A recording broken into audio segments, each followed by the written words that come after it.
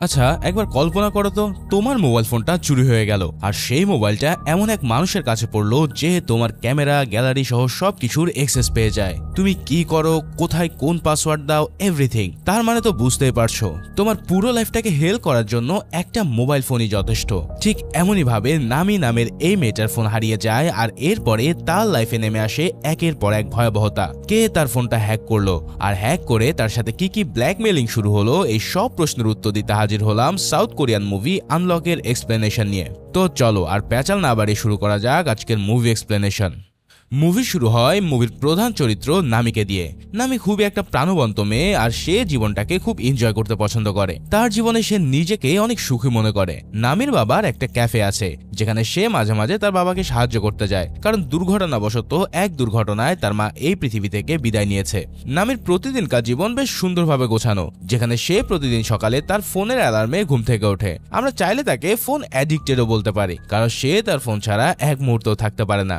একদিন পার্টি থেকে বাড়ি ফেরার সময় যখন নামি বাসে করে যাচ্ছিল তখনই তার চোখ লেগে যায় এবং সেই সময়টা সে বুঝতেও পারেনি যে তার ফোনটা বাসেই পড়ে গেছে। এরপর যখন তার স্টপ আসে তখন সে সেখান থেকে নেমে পড়ে আর তাড়াহুড়োতে তার মোবাইলটা সে ওখানে ভুলে রেখে নেমে যায়। এই ঘটনার পর সে সরাসরি বাড়ি চলে যায় এবং দেখানো হয় যে এক অচেনা লোক বাস থেকে সেই মেয়েটার ফোন তুলে নিয়েছে। এর পরের সিনে দেখা যায় ছেলেটা নিজের বাড়িতে নামির ফোন নিয়ে বসে আছে। পরের দিন নামি তার বাড়িতে গভীর ঘুমে আচ্ছন্ন ছিল। তার বান্ধবী সেখানে আসে এবং তাকে ঘুম থেকে জাগায়। এই সময় নামের মনে পড়ে যায় যে আসলে তার ফোনটা গায়েব হয়ে গেছে। আতঙ্কিত হয়ে সে তার ঘরের প্রতিটা কোণায় সেটাকে খুঁজতে শুরু করে, কিন্তু এত খোঁজাখুঁজির পরেও সে তার কোনো হদিসই পায় না। এরপর নিজের ফোন ট্র্যাক করার জন্য সে তার নিজের নাম্বারে কল করে এবং এই সময়টায় ফোন ধরে একটা মেয়ে। আসলে সেটা সেই ছেলেই ছিল যে তার ফোন তুলে রেখেছে, কিন্তু সে একটা অ্যাপের মাধ্যমে মেইলি কণ্ঠ ব্যবহার করে যাতে সে নামিকে পুরোপুরি তার ফাঁদে ফেলতে পারে। সে নামিকে বলে যে সে তার ফোনটা বাসে পড়ে থাকতে দেখেছে এবং সে এবার ফোনটা ফেরত দিতে চায়। এবার নামি তাকে ক্যাফের লোকেশন দিয়ে বলে যে যদি সম্ভব হয় তবে সে যেন তার ফোনটা সেখানে নিয়ে আসে। এই কথা শোনার পর সেই ছেলেটা ক্যাফেতে দেখা করার জন্য রাজি হয়। এবার ফোন ডিসকানেক্ট হওয়ার পর সে নামের ফোন আনলক করার চেষ্টা করে, কিন্তু অনেকবার চেষ্টা করার পরেও সে সেটাকে আনলক করতে পারে না। তাই এই কারণে দেখা যায় রাগে সে ফোনটাকেই ভেঙে ফেলেছে। ঠিক এখান থেকেই গল্পের দৃশ্যটা পাল্টে একটা ক্রাইম সিনের দিকে যায়, যেখানে পুলিশের ডিপার্টমেন্ট জঙ্গলে একটা মেয়ের মৃতদেহ খুঁজে পেয়েছে, কিন্তু ভারী বৃষ্টির কারণে সেখানকার সমস্ত প্রমাণ ধুয়ে যায়, যার কারণে তারা অপরাধীকে শনাক্ত করতে পারে না। তবে এই কেসের তদন্তকারী অফিসার ডিটেকটিভ জি ম্যান কিছু প্রমাণের ভিত্তিতে জানতে পেরেছে যে এই খুন সম্ভবত তার নিজের ছেলেই করেছে এবং তার নিজের ছেলে আর কেউই নয় বরং এই সেই অপরিচিত ছেলে জুন। জুনের বাবার নাম ডিটেকটিভ জি ম্যান। তারা বুঝতে পারে কারণ জুন আগে থেকে একজন খুনি। এখন প্রশ্ন হতে পারে যে জুন কিভাবে মার্ডার করেছে। আসলে অনেক দিন ধরে কিছু মেয়ে নিখোঁজ রয়েছে। আজ যে লাশটা পাওয়া গেছে তার আশেপাশে এমন কিছু প্রমাণ মিলে গেছে যেটা ইঙ্গিত করে যে তার ছেলে জুনই হয়তো এখানে হত্যাকাণ্ড চালিয়েছে। এইখানে যেই খুনটা হয়েছে সেই জায়গাতে আগে ডিটেকটিভ জি ম্যান ও তার ছেলে একসঙ্গে একটা গাছ লাগিয়েছিল, আর লাশের পাশে যে ফার্টিলাইজার বা গাছের খাবার পাওয়া গেছে সেটা তার নিজের ছেলেরই ছিল। তাই এই সব দেখে মনে হচ্ছিল যে ছেলেটা হয়তো নিজ থেকেই সব প্রমাণ রেখে গেছে, যেটা সাধারণত কোনো খুনি করে না। তাই জিম্যান ভাবে যে 7 বছর আগে তার ছেলে যখন বাড়ি ছেড়ে চলে যায় তখন সে এমন ছিল না। সে যে কোনো মানুষের জান নিতে পারে এটা তার কল্পনায়ও আসে না। হয়তো সে বোকা হতে পারে, কিন্তু খুনি না এটা সে মনে প্রাণে বিশ্বাস করে। যাই হোক, ডিটেকটিভ জিম্যানের সহকর্মী কিম তখন বলে যে হয়তো খারাপ লোকদের সাথে জড়িয়ে পড়েছে, তাই খুনটা সে না করলেও হয়তো ওদের কেউই করেছে। এবার জিমান তখন ভাবে হতে পারে এমন কিছু। মুভির এই পর্যায়ে ছোট্ট একটি বিজ্ঞাপন। ইন্ডিয়ান প্রিমিয়ার লিগ ইতিমধ্যে শুরু হয়ে গেছে এবং সকল ক্রিকেট প্রেমীদের জন্য এই থ্রিল উপভোগ করা এবং প্রিয় দলগুলোকে সমর্থন করার এটাই মোক্ষম সময়। এই অ্যাপের মাধ্যমে তুমি ম্যাচগুলো সরাসরি দেখতে পারবে, রিয়েল টাইম স্কোর চেক করা সহ এক্সাইটিং ফলাফলের উপর প্রেডিক্ট করতে পারো কোন দল জিতবে, মোট রান, সর্বোচ্চ স্কোর, এমন আরও অনেক কিছু। আর সবচেয়ে বেস্ট পার্ট হলো তুমি বিএমডব্লিউ গাড়ি, আইফোন, ল্যাপটপ আরও অনেক পুরস্কার জিতে নিতে পারো। এছাড়াও সবচেয়ে জনপ্রিয় গেম অ্যাভিয়েটর সহ প্রচুর মজাদার কিছু গেম রয়েছে এবং তোমার এন্টারটেইনমেন্টের জন্য রয়েছে অনেক এক্সাইটিং অপশন। রেজিস্ট্রেশনের সময় আমার প্রোমো কোড সিনেবিডি9 ব্যবহার করে তোমার প্রথম ডিপোজিটে $130 পর্যন্ত বোনাস পেতে পারো। এই অ্যাপে 24/7 অনলাইন সাপোর্ট সহ তোমার উইনিং ব্যাংক, বিকাশ, ক্রিপ্টোর মাধ্যমে ঝামেলামুক্তভাবে ক্যাশ আউট করতে পারবে। আর তাহলে দেরি কেন, পিন কমেন্টে থাকা আমার প্রোমো কোড ব্যবহার করে এখনই জয়েন করো আর জেতা শুরু করো। এরপর দেখা যায় নামি তার বাবার ক্যাফেতে তাকে সাহায্য করছিল, আর ঠিক সেই সময় জুন নামিকে ফের কল করে এবং আবারও একটা মেলি কণ্ঠে কথা বলা শুরু করে। এবার সে বলতে থাকে যে তার ভুলবশত ফোনটা নিচে পড়ে যেয়ে তার ডিসপ্লে ভেঙে গেছে, আর এই ডিসপ্লে ভেঙে যাওয়ার কারণে সে সেটাকে একটা রিপেয়ার শপে দিয়ে এসেছে। তাই এবার জুন তাকে সেই রিপেয়ার শপের ঠিকানা দেয় এবং সেখানে গিয়ে তার ফোনটা নিয়ে আসতে বলে। এছাড়াও সে জানায় যে যেহেতু তার কাছ থেকে ফোনটা ভেঙে গেছে তাই সে এর বিল ইতিমধ্যে দিয়েও দিয়েছে।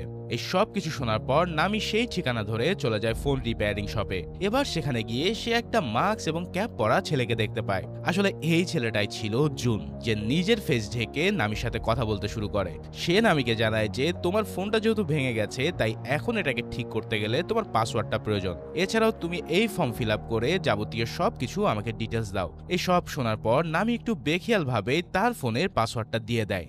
আর এই পাসওয়ার্ডটা পাওয়া মাত্রই জুন সেটাকে আনলক করে তার মোবাইলের ভিতরে একটা স্পাইওয়্যার ইনস্টল করে দেয়। এই স্পাইওয়্যার এতটাই শক্তিশালী ছিল যে যেটার মাধ্যমে জুন চাইলে যে কোনো কিছু তার ফোনে করতে পারত। যেমন জুন চাইলে যে কোনো সময় তার ফোনের ক্যামেরা অন করে দেখতে পারত যে সে কি করছে। এছাড়াও তার সকল মেসেজ, গ্যালারি ইত্যাদি সবকিছুতেই তার পূর্ণাঙ্গ নিয়ন্ত্রণ ছিল। তার মানে তো বুঝতে পারছো, এক স্পাইওয়্যার দিয়ে পুরো মোবাইলটাকে সে হ্যাক করে ফেলতে পারে। আর অন্যদিকে নামি তো কিছুই টের পায়নি যে তার মোবাইল ফোনের সাথে কি হয়ে গেল। তাই ফোন সারা হয়ে গেলে নামি সোজা তার বাসায় চলে আসে। আর অন্যদিকে জুন তার ফোনের ক্যামেরা থেকে প্রতিনিয়ত তার উপরে নজর রাখতে শুরু করে। এছাড়াও সে শুনতে থাকে নামি কার কার সাথে কথা বলে এবং কি কি কথা বলে। এই সব কিছু জুন তার খাতায় খুব সুন্দরভাবে নোট করতে থাকে, কেননা এই সব কিছু দিয়ে সে এবার নামিকে একটা প্রেমের ফাঁদে ফেলতে চায়। যাই হোক, পরের দিন সন্ধ্যায় সে এবার মাস্ক ছাড়াই নামিদের ক্যাফেতে আসে। তবে এবার নামি তাকে চিনতে পারে না। যখন তার সাথে দেখা করেছিল তখন তার মাস্ক ও ক্যাপ পরা ছিল। সে নামির কাছে তার ক্যাফের একটা স্পেশাল ড্রিঙ্কস চায়, যা নামির বাবা শুধু তার জন্যই বানাতো। এখন এই ড্রিঙ্কসটা চাওয়ার মানেটা হলো নামি গতকাল তার বাবার কাছে এই ড্রিঙ্কসটা চেয়েছে। এবং এছাড়াও জুন দেখতে পেয়েছে যে নামি পাবজি খেলতে খুব পছন্দ করে, যার কারণে নামির নিজের পছন্দ করা ড্রিঙ্কস হঠাৎ কেউ অর্ডার করেছে দেখে সে বেশ ইমপ্রেসড হয়। এছাড়াও ড্রিঙ্কস দিতে আসার সময় সে দেখতে পায় যে জুন বসে বসে পাবজি খেলছে। এটা দেখে তো সে আরো বেশি ইন্টারেস্ট হয়ে পড়ে। আরে আমার ভাইব ম্যাচ করার মতন ঠিকই কোনো একটা মানুষ আছে। যাই হোক, এই সব কিছু দেখে নামি মোটামুটি ইন্টারেস্টেড হয় জুনের সাথে কথা বলার জন্য। আর এভাবেই জুন তাকে এমন এমন সব কথা বলে যেগুলো নামি মনে মনে ভাবতো কিংবা ফোনে কখনো না কখনো তা প্রকাশ করেছিল, যার কারণে তাদের মধ্যে বেশ একটা ভালো আন্ডারস্ট্যান্ডিং হয় এবং তাদের সম্পর্কেও বন্ধুত্ব গড়ায়। যাক, পরের দিন সকালে নামির অফিসের জন্য দেরি হয়ে যায়, যেখানে জুন জানতে পারে যে নামি একটা অ্যাডভার্টাইজমেন্ট কোম্পানিতে চাকরি করে। সে কোম্পানির একজন পরিশ্রমী ও বিশ্বস্ত কর্মচারী এবং তার ভালো কাজ দেখে তার বস তাকে একটা নতুন প্রজেক্টে কাজ করার জন্য দ্বিগুণ বেতন অফার করে। এই সাথে সাথে সে এটাও বলে যে এই দ্বিগুণ বেতনের কথা যেন কোম্পানির আর কেউ জানতে না পারে। কিন্তু কোম্পানির কেউ জানতে না পারলে কি হবে, জুন কিন্তু সাথে সাথে সব জেনে যায়। অন্যদিকে ডিটেকটিভ জিম্যান তার ছেলে অর্থাৎ খুনের ঘটনা সম্পর্কে তার স্ত্রীকে জানায় যে সম্ভবত তাদের ছেলে একটা খুন করেছে। তার স্ত্রী বলে যে তাদের ছেলে এমন কিছু করতেই পারে না। জবে জিম্যান তার স্ত্রীকে বলে যে সে তার ফোনে এবং তার চ্যাটগুলো পড়ে ফেলেছে, তাই তার কাছে যেন সে তার ছেলেকে নিয়ে কোনো কিছু না লুকায়। তবে সে বলে যে সে সত্যিই জানে না সে কিসের ব্যাপারে আসলে কথা বলছে। ঠিক তখনই ডিটেকটিভ জিম্যানের সহকারীর ফোন থেকে একটা মেসেজ আসে যে তারা ইতিমধ্যে একটা লোকেশন ট্রেস করে ফেলেছে। তাই জিম্যান তৎক্ষণাৎ সেখান থেকে বেরিয়ে যায়। সে সময় নষ্ট না করে জুনের লোকেশনে পৌঁছে যায়। আর এইখানে এসে সে যা দেখতে পায় তাতে তার মাথার হুঁশ একদম উড়ে যায়। সে দেখতে পায় পুরো রুমের ভিতরে ছড়িয়ে ছিটিয়ে আছে অসংখ্য নোটস এবং এক ব্রিফকেস ভর্তি কয়েকটা মোবাইল ফোন। এছাড়াও সে সেই অ্যাপার্টমেন্টে ওই মেয়েটার ছবি পায় যার বডি গত রাতেই তারা খুঁজে পেয়েছিল। এছাড়াও এইসব ছবি ও অন্যান্য প্রমাণ দেখার পর তার সন্দেহ আরো গভীর হয় যে তার ছেলে নিশ্চয়ই এই খুনটা করেছে। এবার জিম্যান জুনের বাড়িতে আলাদা আলাদা মেয়েদের ফোন এবং তাদের মেসেজও খুঁজে পায়। তবে তার আগে সে আরো অনেক কিছু দেখতে পায় যা দেখে সে একেবারে হতবাক হয়ে পড়ে। ঠিক এই মুহূর্তে জুন নামির সাথে দেখা করে তার বাসায় ফিরে আসছে। তবে বাসার লক খুলতে যেয়ে তার কেমন যেন সন্দেহ হয় যে ভিতরে নিশ্চয়ই কেউ প্রবেশ করেছে। তাই সে জানালা দিয়ে উকি দিয়ে দেখতে পায় যে স্বয়ং তার বাবা এসেছে গিয়েছে তার খোঁজ নিতে। এই সব কাণ্ড দেখে সে মুহূর্তেই বুঝে ফেলেছে তার বাবা ইতিমধ্যে বুঝে ফেলেছে যে এই খুনগুলো জুনই করেছে। এখন তার বাবাকে যে করে হোক এখান থেকে মিসলিডিং করতে হবে। তাই সে এবার একটা তার ছবি তুলে তার বাবার ফোনে পাঠিয়ে দেয় এবং তাকে কটাক্ষ করে বলে যে কি আমাকে খুঁজতে এতদূর চলে এসেছো। এই মেসেজ দেখতে পেরে জিম্যান বুঝতে পারে যে তার ছেলে আশেপাশে আছে। তাই সে সব কিছু ফেলে দিয়ে তার ছেলেকে ধরার জন্য বাইরে বেরিয়ে পড়ে, কিন্তু সেখানে বেরিয়ে সে কাউকেই খুঁজে পায় না। এবং এরপরে আবারও যখন সে ঘরে ঢোকে তখন সে দেখতে পায় পুরো ঘর একেবারে ফাঁকা। এই কাণ্ড দেখে সে বুঝতে পারে যে তার ছেলে ইতিমধ্যে তাকে বোকা বানিয়ে সব প্রমাণ নিয়ে পাগার পার হয়ে গেছে। আসলে জুন সেখান থেকে তার মেন ব্রিফকেসটা নিয়ে যায়। আসলে এই ব্রিফকেসের মধ্যে ছিল 8টা হারিয়ে যাওয়া মেয়ের মোবাইল ফোন। আর এই 8টা হারিয়ে যাওয়া মোবাইল ফোন মানে তো তোমরা বুঝতেই পারছো, হয়তো জুন একজন নয়, এরকম প্রায় 8টা মেয়েকে হত্যা করেছে। এই কাণ্ডের পর সে আবারও নামির বাবার ক্যাফেতে আসে এবং এবার এসে তার বাবার কাছে সে একটা ড্রিঙ্কস চায়। নামির বাবা তাকে সেই ড্রিঙ্কস দিতে অস্বীকার করে, তবে জুন বলে যে সে তাদের নিয়মিত খদ্দের আর সবসময় এখানে এসে এই ড্রিঙ্কসটাই পান করে। কিন্তু নামির বাবার চোখ ফাঁকি দেওয়া সম্ভব না। সে এই ছেলেটাকে এর আগে কোনোদিন ক্যাফেতেই দেখেনি, তাই তার মনে একটা সন্দেহ জেগে গেলে সে বলে আচ্ছা ঠিক আছে আমি তোমাকে বানিয়ে দিচ্ছি, কেননা আমি পরিচিত কাস্টমারের মুখ কখনো ভুলি না। তবে এই কথাটা শুনে জুন বুঝতে পারে যে তার বাবা নিশ্চয়ই কোনো কিছু সন্দেহ করছে। তবে সে সেটাকে তোয়াক্কা না করেই বসে পড়ে ড্রিঙ্কসটা পান করার জন্য। কিন্তু এরপরে নামি ও তার বাবা যখন বাড়ি ফিরছিল তখন সে নামিকে বলে যে এই জুন ছেলেটার থেকে দূরে থাকার জন্য, কেননা তার কাছে মনে হচ্ছে জুনের কোনো গোপন মতলব আছে।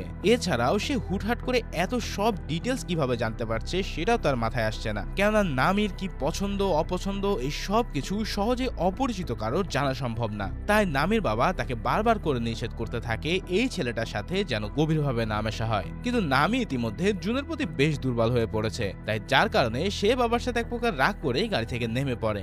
আর এই সব কথাগুলো দূর থেকে জুন তার স্পাইওয়্যারের মাধ্যমে শুনে ফেলে। আর সে বুঝতে পারে যে ইতিমধ্যে তার ফার্স্ট স্টেপের কাজ শেষ হয়ে গেছে আর কেবলই বাকি আছে নামির বাবাকে একটু টাইট দেওয়ার। এখন নামির বাবাকে টাইট দিতে যাওয়ার জন্য সে এবার নামি সেজে তার বাবাকে একটা SMS পাঠায়। সেই SMS এর মধ্যে সে একটা লিঙ্ক পাঠায় তাদের একটা ফর্ম ফিল আপের জন্য। এবার নামির বাবা কোনো রকম না বুঝেই সেই লিঙ্কটাতে ক্লিক করে আর একটা ফাইল তার মোবাইলে ইনস্টল করে নেয়, যার কারণে সাথে সাথে তার মোবাইলেও স্পাইওয়্যার সেট হয়ে যায়। আর এই মুহূর্তে জুনও তার বাবার ফোনের সকল অ্যাক্সেসের নিয়ন্ত্রণ নিয়ে নেয়। এবার জুন তার বাবাকে পুরো দ্রমে রিসার্চ করতে শুরু করে। এভাবেই তার বাবার সকল খুঁটিনাটি জানার পরে এক রাতে যখন নামির বাবা বাইরে যায় ঠিক সেই সময় জুন তাকে কিডন্যাপ করে ফেলে। এরপর সে তার বাবার হাত পা বেঁধে তাকে আটক করে রাখে। মূলত এখান থেকে জুন তার মেন কাজ শুরু করে দেয়। সে এবার নামের মোবাইল ফোনে ইনস্টাগ্রামে যায় আর সেখানে গিয়ে সে তার বসের নামে বিভিন্ন খারাপ কথা লিখে পোস্ট করতে থাকে, যার কারণে নামি সকালবেলা উঠে দেখতে পায় যে তার সোশ্যাল অ্যাকাউন্ট থেকে শুরু করে কল লিস্ট পর্যন্ত মানুষের কল আর মেসেজে পরিপূর্ণ হয়ে গেছে। সে তো হঠাৎ এত নোটিফিকেশন দেখে ঘাবড়ে যায় এবং আরো ঘাবড়ে যায় যখন সে দেখতে পায় তার বস ও কোম্পানির নামে এমন উল্টাপাল্টা কথা বলার কারণে সবাই তার উপরে ক্ষেপে রয়েছে। এই দৃশ্য দেখে নামি যেন তার নিজের চোখ বিশ্বাসই করতে পারে না। সে দিব্যি বুঝতে পারছে যে সে কখনোই এরকম কাণ্ড ঘটাতেই পারে না। এখন কে এই কাজ করলো সেটা জানার জন্য সে তাড়াতাড়ি অফিসের উদ্দেশ্যে রওনা দেয়। তবে সেখানে গিয়ে সে জানতে পারে যে এই অফিসে তার জন্য আর কোনো জায়গা খালি নেই। এছাড়াও সবাই তার উপরে প্রচন্ড রেগে আছে। সে তার বসকে অনেকভাবে বোঝানোর চেষ্টা করে বলে যে বিশ্বাস করুন এর পিছনে আমার কোনো হাত নেই, নিশ্চয়ই আমার ফোনটা হ্যাক হয়ে গেছে। কিন্তু তার বস তার কোনো কথা না শুনে তাকে চাকরি থেকে বের করে দেয়। এরপর এক রাশ হতাশা নিয়ে নামি চলে যায় পুলিশ স্টেশনে আর পুলিশকে সব ঘটনা খুলে বলে সে একটা সাধারণ ডায়েরি করে আসে। তো বুঝতে পারছো ধীরে ধীরে জুন নামের জীবন থেকে সমস্ত সুখ কেড়ে নিতে শুরু করেছে। এদিকে নামি কি করবে তা ভেবে না পেয়ে তার বান্ধবীর কাছে যায় এবং তাকে পুরো ঘটনাটা খুলে বলে। এই সময় তার বান্ধবী নামিকে থানায় নিয়ে যায় এবং সেই লোকটাকে খুঁজে বের করতে বলে যে নামির ফোন থেকে সব কাজ করেছে। কিন্তু পুলিশরা তাদেরকে সাহায্য করতে অস্বীকার করে বলে যে এই সব ঘটনা অনলাইনে হয়েছে এবং দেখে মনে হচ্ছে যে এই ফোন থেকে তুমি নিজে এই কাজ করেছো, অর্থাৎ আমাদের ডিপার্টমেন্টের খুঁজে বের করা সম্ভব না যে আসলেই এই কাজটা কে করেছে। এই সব কথা শুনে নামির বান্ধবী প্রচন্ড রেগে যায় এবং সে তার রাগ কন্ট্রোল করতে না পেরে সেখানে আক্রমণাত্মকভাবে জবাব দেয়। কিন্তু এই সব কিছু করেও কোনো লাভ হওয়ার ছিল না, তাই তারা দুজনে সেখান থেকে বেরিয়ে আসে। ঠিক এই সময় নামির কাছে তার বাবার মোবাইল থেকে একটা মেসেজ আসে যে আজকে কফি শপ বন্ধ থাকবে। কিন্তু এই মেসেজটা আসলে জুনই তার বাবা সেজে তাকে পাঠিয়েছিল। যা কয়েকদিন বন্ধ থাকার পর নামি আর তার বান্ধবী তাদের কফি শপে বসে কথা বলছিল। আর ঠিক এই সময় জুন এখানে এসে হাজির হয়। নামির তখন মনে হতে থাকে যে জুন হয়তো তাকে সাহায্য করতে পারবে, কারণ জুন তাকে মিথ্যে পরিচয় দিয়ে বলেছিল যে সে একজন সাইবার সিকিউরিটি পার্সন, যার কারণে জুনকে দেখে সে তার সব কথাগুলো খুলে বলে। এছাড়াও সে তাকে তার ফোনও দেয় যাতে জুন ফোনটা পরীক্ষা করে দেখতে পারে আসলে এই ফোনের সাথে কি হয়েছে। এবার জুন হেব্বি নাটক করে তার ফোনটা নিয়ে নেয় এবং পরক্ষণে জানায় যে তার ফোনে কেউ একজন স্পাইওয়্যার ইনস্টল করেছে। এটা এমন একটা সফটওয়্যার যার মাধ্যমে অন্য কেউ তার ফোনের সমস্ত তথ্য ও অ্যাক্সেস নিতে পারে। এরপর জুন ফের নামিকে ম্যানিপুলেট করার চেষ্টা করতে থাকে এবং তাকে বলে কিছুক্ষণ একা বাইরে আসতে। এরপর জুন নামির ফোন থেকে সেই স্পাইওয়্যারটা আনইনস্টল করে দেয়। তবে এবার জুনের দরকার ছিল তার মনে একটা সন্দেহ তৈরি করা, আর যার কারণে সে নামিকে বলে যে কিছু গোপন কথার জন্য প্লিজ একটু বাইরে আসো। এবার নামি একা একা বাইরে আসলে সে বলে যে আচ্ছা তুমি একটা কথা বলো তো, তোমার ফোনের পাসওয়ার্ড তুমি ছাড়া আর কে জানে? জবাবে নামি জানায় আমার ফোনের পাসওয়ার্ড একমাত্র আমার বান্ধবী ছাড়া আর কেউই জানে না। তখন জুন বেশ গম্ভীর ভাবে বলে যে ব্যাপারটা বলা ঠিক হবে কিনা আমি জানি না, তবে আমার মনে হয় তোমার বান্ধবী এই স্পাইওয়্যারটা ইনস্টল করেছে।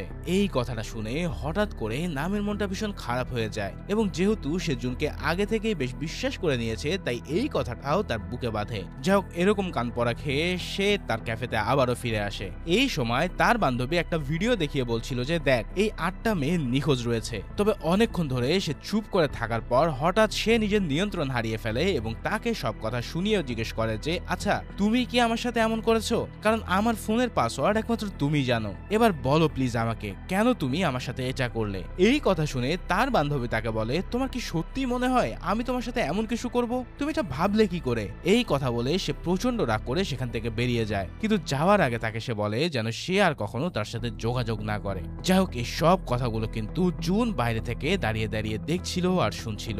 এবার নামি বাড়ি ফিরে এসে তার বান্ধবীর কথা ভাবতে শুরু করে এবং সে তাদের পুরাতন ভিডিওগুলো দেখে ভাবতে থাকে যে না, হয়তো আমার এভাবে তাকে কথা বলা উচিত হয়নি। কে জানে হয়তো সত্যিই সে সব কোনো কিছু করেনি। তাই হতাশ মনে সে এবার কান্না করতে করতে নিজের উপরের ক্ষোভ ঝাড়তে সে তার ফোনটাকে মাটিতে ছুঁড়ে মারে। আর এই কারণে এবার তার ফোনের স্ক্রিনটা আবারও ভেঙে বন্ধ হয়ে যায়। অন্যদিকে ডিটেকটিভ জি-ম্যান জঙ্গলে ইতিমধ্যে 8টা মৃতদেহ পেয়ে যায় আর এই মৃতদেহগুলো নিয়ে সে প্রচন্ড চিন্তায় ছিল, কেননা ইতিমধ্যে তার ধারণা হয়ে গেছে যে জুনই এই 8টা মেয়েকে হত্যা করেছে, কেননা তার ব্রিফকেসে এই সেম 8টা মেয়েরই মোবাইল ফোন পাওয়া যায়। এখন তাকে যদি দ্রুত ধরা না যায় তাহলে সে আরো কতজনকে শিকার করবে তার কোনো ইয়াত্তা নেই। তাই তারা জুনকে খুঁজতে বের হয় এবং ভাগ্যক্রমে তারা সেই রিপেয়ারিং শপের ব্যাপারে জানতে পারে যেখানে সে ওই মেয়েদের ফোনে স্পাইওয়্যার ইনস্টল করত। তারা সেখানে তদন্ত করতে পৌঁছে যায় যেখানে তারা 8 জন কাস্টমারের নাম এবং অন্যান্য ব্যক্তিগত বিবরণ সহ 8টা ফোন খুঁজে পায়। এই 8 জনই সেই ব্যক্তি যাদের মৃতদেহ পাহাড় থেকে পাওয়া গিয়েছিল। তবে এই মুহূর্তে জিমেন দেখতে পায় যে এখানে মোট 9টা ফর্ম আছে। এছাড়াও সে জুনের বাড়িতে নামি নামের একটা মেয়ের বিবরণও দেখেছিল, কিন্তু তার আগে সে আরো কিছু দেখতে পায় যা জুনের সমস্ত প্রমাণ মুছে দিয়েছিল। কিন্তু তারপরে সে আরো কিছু যখন দেখতে যায় তখন জুন হঠাৎ এসে তার সমস্ত প্রমাণ মুছে দিয়েছিল। এই সব কিছু দেখে জিমেনের সহকারী তাকে বলে যে এখনো দেরি হয়নি, তারা চাইলেই নামিকে এখনো বাঁচাতে পারে। তবে ভাগ্য ভালো থাকার কারণে নামি তখন আবার সেই রিপেয়ার শপে গিয়েছিল তার ফোনটা মেরামত করতে। আর এখানে এসে সে দেখতে পায় যে পুরো শপটাকে পুলিশ ঘিরে ধরেছে। এরপর নামি যা জানতে পারে তাতে তার মাথার হুঁশ একদম উড়ে যায়। সে এখান থেকে পুলিশের কাছ থেকে জানতে পারে যে জুন নামের যেই ছেলেটা তাকে সাহায্য করছে মূলত সেই তার ফোনে স্পাইওয়্যার সেট করে দিয়েছিল। এছাড়াও এই সাইকো ছেলেটা ইতিমধ্যে 8টা খুন করেছে এবং তার পরবর্তী শিকার ছিল সে নিজেই। এই সব কথা শোনার পর নামি প্রতিজ্ঞা নেয় যে যেভাবে হোক সে জুনকে দেখে ছাড়বে, কারণ এই সাইকোর জন্য সে তার বান্ধবীর সাথে সম্পর্ক হারিয়েছে। এছাড়াও তার ড্রিম জবটাও সে খুইয়েছে শুধুমাত্র এই জুনের কারণে। তাই সে অফিসারকে বলে আমি তার সাথে দেখা করার জন্য তাকে আমার ক্যাফেতে ডাকবো, আর এই সময় আপনারা দুজন সেখানে এসে তাকে ধরে নেবেন। এছাড়াও তার যেন সন্দেহ না হয় সেই জন্য আমি এই স্পাইওয়্যার ফোনটাই ইউজ করব।